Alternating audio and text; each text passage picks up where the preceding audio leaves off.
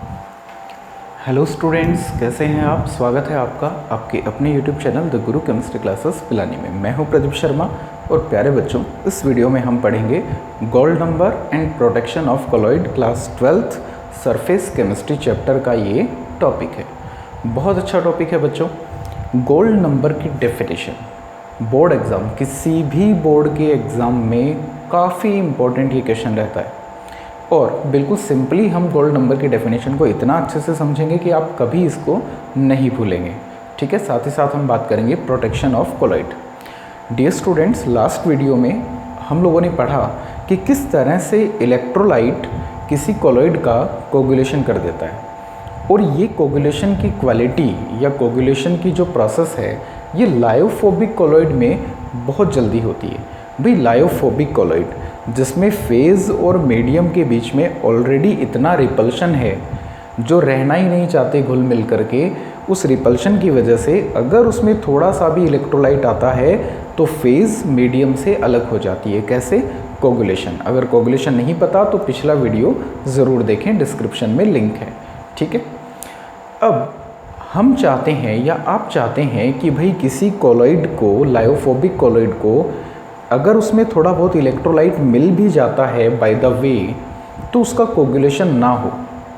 हम उसको उसकी स्टेबिलिटी को मेंटेन करना चाहते हैं, या यूं कहें कि इलेक्ट्रोलाइट जो कॉलॉइड का कोगुलेशन कर देता है, मैं फिर से रिपीट कर रहा हूं कि अगर इलेक्ट्रोलाइट कोगुलेशन कैसे करता है डिटेल में पढ़ना है तो पिछला वीडियो ज़रूर देखिए। इस वीडियो में भी मैं बता देता हूँ आपको कि कैसे करता है।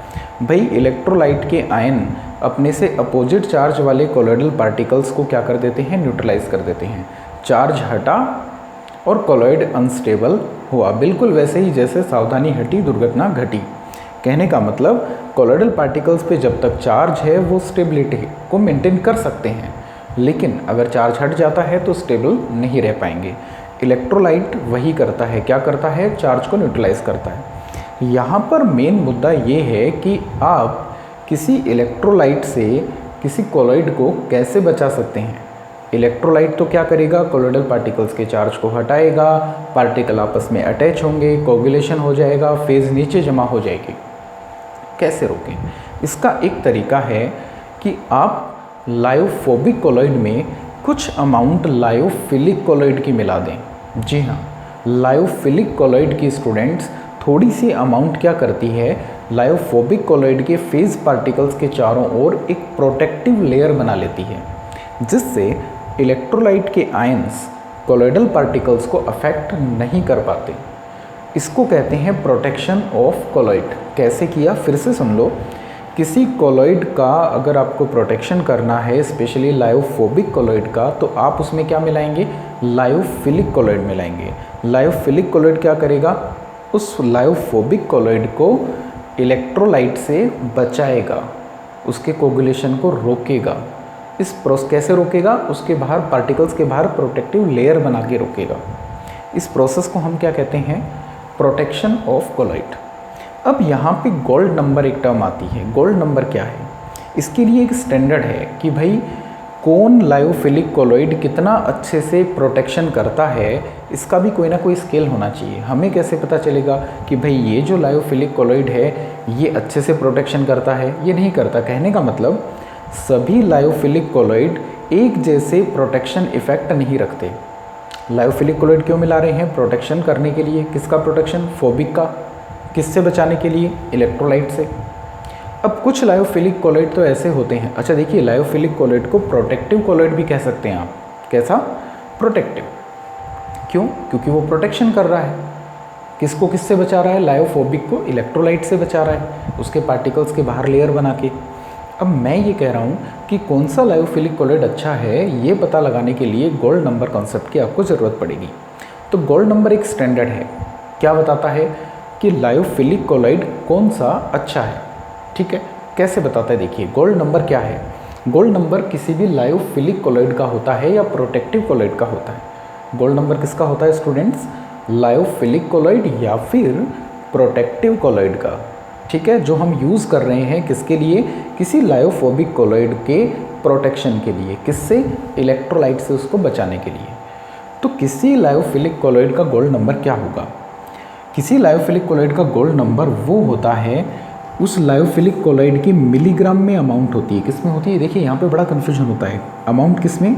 मिलीग्राम में। तो प्रोटेक्टिव कोलॉइड या लायोफिलिक कोलॉइड की मिलीग्राम में वो अमाउंट जो क्या कर दे, जो इस कोगुलेशन को रोकने के लिए सफिशिएंट है, जस्ट सफिशिएंट। कैसे? ये प्रोसेस क्या है? आपके पास 10 ml गोल्ड सोल है, यहाँ देखिए क्या है, 10 ml गोल्ड सोल।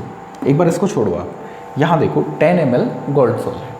तो ये 10 ml गोल्ड सोल में अगर आप NaCl मिलाएंगे, क्या मिलाएंगे? 10% NaCl का ये सॉल्यूशन है। NaCl एक इलेक्ट्रोलाइट होता है, इसमें पॉजिटिव Na+ है और नेगेटिव आयन क्या है? Cl-। आप इस कोलॉइड में, भाई गोल्ड सोल लायोफोबिक कोलॉइड है, और अगर आप इसमें ये इलेक्ट्रोलाइट मिला देंगे 1 ml, कितनी क्वांटिटी है? 1 ml। कंसंट्रेशन कितनी है इसकी? 10% NaCl का एक्वस सॉल्यूशन है, इलेक्ट्रोलाइट का, NaCl इलेक्ट्रोलाइट है।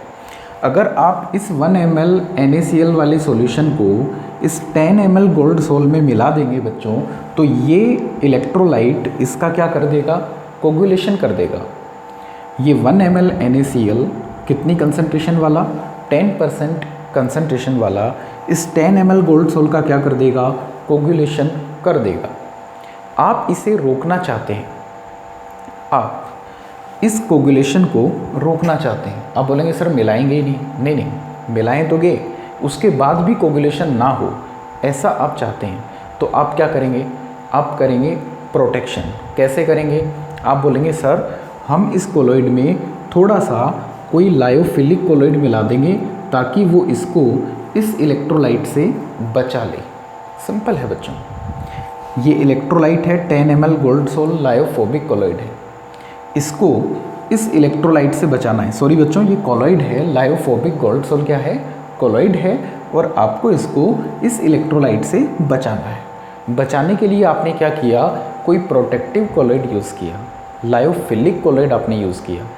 तो उसकी जितनी मिलीग्राम अमाउंट इस काम के लिए लगी, भाई 1 मिलीग्राम डालने पे ये प्रोटेक्शन हुआ, 2 मिलीग्राम पे हुआ, तो वो जो अमाउंट यहाँ पे किसी प्रोटेक्टिव कोलॉइड की लगेगी, उस अमाउंट को उस प्रोटेक्टिव कोलॉइड का क्या बोलेंगे? Gold number.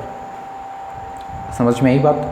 मतलब 10 ml गोल्ड सोल को 1 ml 10% NaCl सॉल्यूशन से बचाने के लिए जो लायोफिलिक कोलॉइड की अमाउंट लगती है मिलीग्राम में, उसको हम कहते हैं उस कोलॉइड का गोल्ड नंबर। किसका? प्रोटेक्टिव का। अच्छा देखिए भाई, एक लायोफिलिक कोलॉइड यहाँ पे मान लीजिए ऐसा है जिसकी 1 मिलीग्राम अमाउंट इसको रोकने के लिए काफ़ी है, तो उसका गोल्ड नंबर हो गया 1। भाई मान लो X कोई प्रोटेक्टिव कोलॉइड है और उसकी 1 मिलीग्राम अमाउंट से ये प्रोटेक्शन हो जाता है, तो उस लायोफिलिक कोलॉइड X का गोल्ड नंबर कितना होगा? 1। अब मान लो कोई दूसरा प्रोटेक्टिव कोलॉइड Y है जिसके यहाँ पे 5 मिलीग्राम अमाउंट जब ऐड करते हैं तब वो इसको बचा पाता है। कितने में? 5 मिलीग्राम में, तो उसका गोल्ड नंबर कितना हुआ? 5। अच्छा बताइए कौन सा कोलॉइड अच्छा प्रोटेक्टिव कोलॉइड है? जिसकी 5 मिलीग्राम अमाउंट डालने पे ये काम हुआ, या एक ऐसा जिसकी 1 मिलीग्राम में ये काम हो गया? तो आप बोलेंगे सर सिंपल है, वो प्रोटेक्टिव कोलॉइड जो कम अमाउंट डालने पे भी इसका प्रोटेक्शन कर सकता है, वो अच्छा प्रोटेक्टिव कोलॉइड है, यानी कि जिसका गोल्ड नंबर कम होता है। ऐसा प्रोटेक्टिव कोलॉइड जिसका गोल्ड नंबर कम होता है वो अच्छा प्रोटेक्टिव कोलॉइड होता है। समझ में आ गई ये बात? भाई ऐसा कोलॉइड जिसका गोल्ड नंबर कम है, मतलब इसके प्रोटेक्शन के लिए उसकी कम अमाउंट से काम चल जाता है, तो वो अच्छा प्रोटेक्टिव कोलॉइड है। सिंपल है। अब मैं आपको ये डेफिनेशन पूरी बताता हूँ, स्टेटमेंट कैसे लिखेंगे बोर्ड एग्जाम में। The minimum amount of lyophilic colloid in milligram, the minimum amount of lyophilic colloid और protective colloid in milligram which is just sufficient to the coagulation of 10 ml gold sol from 1 ml 10% NaCl solution।